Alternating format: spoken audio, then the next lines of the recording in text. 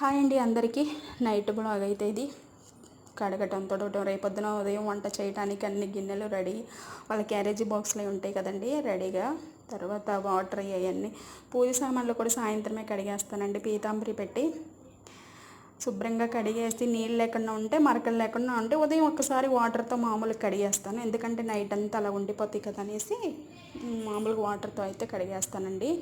ఇలాగ నీళ్ళు లేకుండా చూసుకుంటాను. కొంచెం ఫ్యాన్ కాలు తగిలేలాగా పెడతాను. అలా పెడితే మరకలు మరకలు లేకుండా ఉంటుందండి. ఇదే సాల్ట్ వాటర్ కదండి, ఇక్కడ సాల్ట్ వాటర్ తగిలినా కానీ మరకలు పడిపోతాయండి మనం ఎంత రుద్దినా కానీ.